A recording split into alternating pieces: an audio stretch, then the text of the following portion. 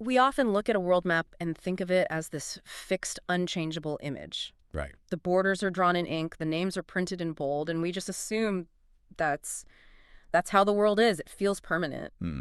But every once in a while, something happens that reminds us that geopolitics is actually, well, it's fluid, it's moving, it breathes. It really is fascinating. We treat maps like they're carved in stone, but they are, I mean, they're really just snapshots in time. Exactly. And right now, we are witnessing one of those shifting moments in the Horn of Africa. Yeah. A nation that has been seeking international standing for a very long time has just, well, it's gotten a massive breakthrough. Right. We are doing a deep dive today into the developing relationship between Somaliland and Israel. And I know what you're thinking. That sounds like a heavy political story, and it is. It is. But what's wild, and what we are going to unpack, is that this is rapidly turning into a massive economic story. We aren't just talking flags and embassies here.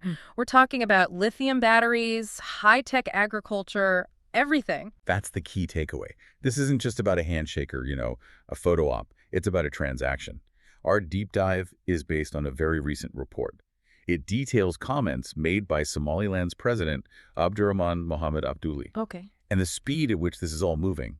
That's what makes it so unique. So here is the mission for this deep dive. We need to figure out what is actually on the table. Because when you read the fine print, there is a lot of untapped potential being unlocked here. And we need to understand why this specific recognition is creating such a ripple effect. It's pulling in the US, the UAE, and frankly, making some other major global players pretty unhappy. It creates a fascinating precedent. If you want the high-level summary up front, it's this.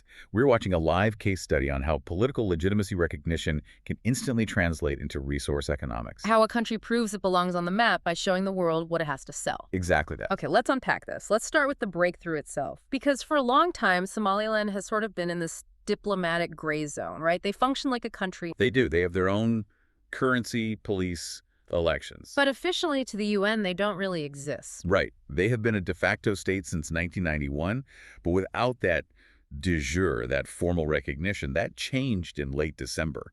Israel officially recognized Somaliland. And they are the first.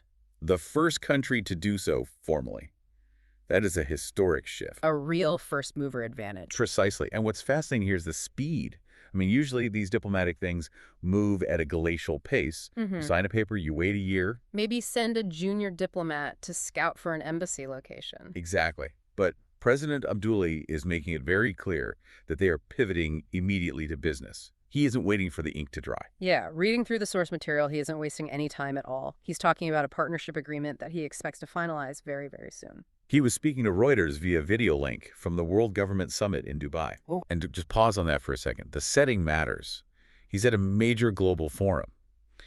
And he was very candid about the current reality. He admitted quite plainly, at the moment, there is no trade and there is no investment from Israel. Which is a pretty stark starting line. Zero. The zero. Most leaders would try to fluff that up, right? Talk about informal ties or something. He just said, nope, nothing yet. Nothing. But in the same breath, he said he is 100% hoping for investment and engagement. He wants to sit down with Israeli business people and the government immediately. So the political door has just been opened, and he's trying to shove a whole lot of economic furniture through it before anyone can change their mind. That's a great way to put it. It really highlights that link between political legitimacy and economic viability. You can't really have big international trade deals if the other side doesn't legally acknowledge you exist. Right. Recognition is the key that unlocks the bank vault, so to speak. Without it, you can't get insurance for your cargo ships, you can't easily access World Bank loans. So Somaliland is betting that this one signature from Israel will signal to the rest of the market that they are basically open for business. And that the risk is dropped. Yeah. So let's talk about that business. Because if you're starting from zero trade, what exactly does Somaliland have to offer? What's on the menu? Why am I, as an Israeli investor, getting on a plane to Hargeisa? It is it's a surprisingly extensive menu. And this is where it gets really interesting for anyone watching the global resource markets. The president was not shy about listing out the assets. Okay. He specifically mentioned minerals, oil and gas, marine resources, and agriculture. It's like a starter pack for a modern economy. You've got energy, you've got food, and you've got the rocks. He put it very directly. His quote was, "We have meat, fish, and minerals, and they need them. Ah, It's a very pragmatic pick. I love that. No nonsense. No nonsense. He mentioned renewable energy potential as well, which makes sense. But there is one specific resource on that list that I think makes every global investor's ears perk up. I think I know where you're going with this. It's the buzzword of the decade. Lithium. Yes. The lithium angle. We cannot overstate how important this is. Somaliland is believed to contain vast, and I mean vast, lithium deposits. And we all know the context. Lithium is critical for batteries, for electric vehicles, for the whole energy transition. Right. If you are sitting on a pile of lithium in the mid-2020s, you have leverage. You aren't just a developing nation, you are a strategic partner. And this isn't just hypothetical, is it? It's not just them saying, we think we might have some if we dig deep enough. No, there's already movement. The report details that just this year, in 2024, a Saudi mining firm called Kilomass, okay. they secured an exploration agreement to search for lithium and other strategic minerals in Somaliland. So the drill bits are already turning, metaphorically speaking. This is moving from theory to reality. That is wild. You know, I was surprised by the sheer variety. Usually you hear about a country having oil or having agriculture, but he's pitching meat and lithium, fish and renewable energy. It speaks to the strategic value of the territory. It's not a one-trick pony. And for a country like Israel, this is incredibly attractive. I mean, Israel has always had to be innovative about its own resources. Here you have potential for energy security from oil and gas, food security from the fish and meat, and then strategic minerals for the tech sector. It's a very diverse portfolio. Okay, so that's what Somaliland brings to the party. The raw materials, the geography. What does Israel bring? Because Abdullah said this is a partnership, not a charity case. He was very clear on that. Right. They're not just looking for cash. I mean, every country wants investment, but what they really want is capability. They want to, upgrade their entire operating system. So what's the exchange rate? One lithium mine for what? Well, Israel has signaled cooperation in a few very specific high-value sectors. Agriculture is a big one. Which makes total sense. Israel is famous for its ag tech, right? Making the desert bloom, drip irrigation, all of that. Exactly. Yeah. Abdullah, he specifically mentioned agricultural modernization. Somaliland has an arid climate very similar to parts of Israel. If you can take Israeli ag tech and apply it there, you could unlock massive value. Okay, so agriculture, what else? Then there's healthcare and, broadly, technology. The president's goal, he says, is to open doors to advanced Israeli technology. So Somaliland wants to leapfrog. They don't want to slowly industrialize like countries did in the 20th century. It's a good way to put it. They want to strengthen long-term development. Yeah. They don't just want to sell the rocks. They want the tech to build a modern economy around those rocks. A symbiotic relationship. Resources flow one way, high-tech expertise flows the other. Precisely. But it feels like Somaliland is using this deal as more than just a deal. It's a stepping stone. Abdullah, he seems to think this is just the first domino to fall. That is a grand strategy, absolutely. He explicitly say he's confident that Israel's recognition could set off a wider diplomatic shift among UN member states. So once one country breaks the seal, others will follow. Especially a country like Israel that's so closely tied to Western powers. That's the hope, anyway. And he's not aiming small, is he? He's looking right at the big players. He is. He specifically brought up the United Arab Emirates and the United States. Okay, let's talk about the U.S. connection. Officially, the U.S. position has been one Somalia for decades. Recognizing Somaliland would be a huge pivot for the State Department. A massive break from protocol. But Somaliland claims a strong working relationship with the U.S. already, mostly on security and counterterrorism.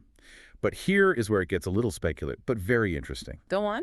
Abdullah believes that Donald Trump could someday recognize Somaliland. Wait, really? Did he say why? Or is that just wishful thinking? He didn't give a detailed policy breakdown, no. But he clearly sees an opening there for a more transactional kind of diplomacy. And there's a specific detail from the report that highlights how active they are in this. Okay. Abdullah mentioned a dinner in Davos. At the World Economic Forum. Yes. He reportedly promoted investment opportunities during a dinner there that was attended by Trump's son, Eric Trump. Wow. So he's literally pitching the country over dinner to the family of a former U.S. president. That's aggressive networking. It's direct. And it tells us a lot about their strategy.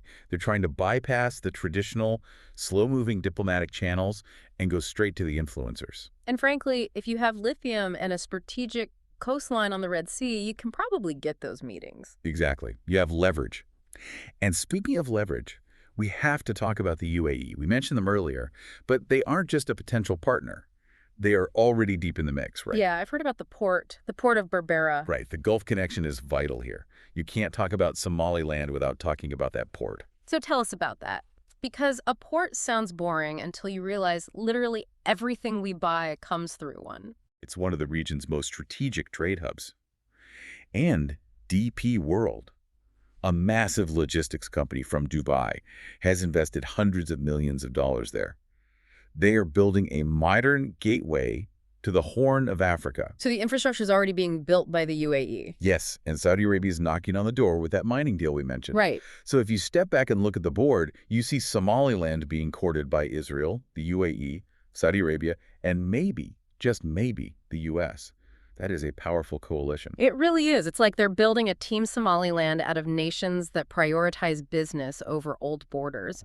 But there's always a but. Surely not everyone is thrilled about this. To put it mildly. I mean, redrawing the map usually upsets the neighbors. It does, and this raises some very important questions about stability in the Horn of Africa. There is a significant pushback. So who are the detractors? Who's saying absolutely not? Well, first and foremost, Somalia. The government in Mogadishu has, of course, condemned the recognition. Yeah. They've used Somaliland as a breakaway province. Which is expected. You don't usually high-five the region that's trying to leave you. Exactly. For them, it's a direct violation of their sovereignty. But it's not just them. There's a whole block of critics. China, Turkey, and Egypt have all voiced criticism. That is a heavy-hitting list. China and Turkey are huge players in Africa. Why do they care? Well, it's complicated. China, for instance, generally opposes any form of separatism because of their own stance on Taiwan. I see. Turkey has invested heavily in the central government in Somalia, and Egypt has its own strategic rivalries in the region. So yes, Somaliland is walking a very fine tightrope. On one side, they're deepening ties with the Gulf and Israel wealthy tech-forward partners. And on the other, they're facing condemnation from major regional and global powers. It creates this really dramatic visual. You mentioned Abdulli gave this interview via video link from Dubai, from that World Government Summit. That's right. That's such a deliberate setting, isn't it? He's there, on the global stage, surrounded by world leaders in Dubai, his allies, while back home, the neighbors are shouting across the fence. It reinforces his active presence. He isn't hiding. He is projecting the image of a sovereign leader doing sovereign business, regardless of the criticism. He's signaling we are moving forward with or without your approval. So let's bring this all together. What does this mean for you, the listener? We've got a country that has been waiting in the wings for 30 years, finally getting a spotlight, selling lithium, making deals with Silicon Valley-level tech partners, all while navigating a geopolitical minefield. If we summarize the narrative arc, it's really about breaking a deadlock. For decades, Somaliland has been stuck in stasis. Now, this first-of-its-kind recognition has basically unlocked a treasure chest. It's turned potential energy, the lithium, the oil, the port, into kinetic energy. It's a story about how new economies enter the global market. It's messy, it's controversial, but man, it is happening fast. And it highlights the role of strategic resources, you have to ask. Would this recognition be happening if Somaliland didn't have that port? Would the Saudis be there without the lithium? Probably not. So strategic assets accelerate diplomatic acceptance. It's the golden rule, right? He who has the lithium makes the rules. In a resource-scarce world, geology can become destiny. I think this leaves us with a really provocative thought to chew on. Abdulli mentioned that international recognition often takes time. He knows the paperwork at the UN is slow, but the investment, the Saudi mining drills, the UAE port cranes, the Israeli tech transfers, that is happening now. That is the crucial point. The economy is moving faster than the diplomacy. So here is the question for you, the listener. In the modern world, does formal political recognition actually matter as much as we think it does? Or does economic integration, selling the lithium, opening the ports, signing the contracts, does that effectively create a nation's reality before the diplomats even sign the papers? It's the difference between de jure and de facto. Can you build a country on trade deals alone? Somaliland seems determined to prove that you can. And we'll be watching to see if it works. That's all for this deep dive. Thanks for listening and stay curious.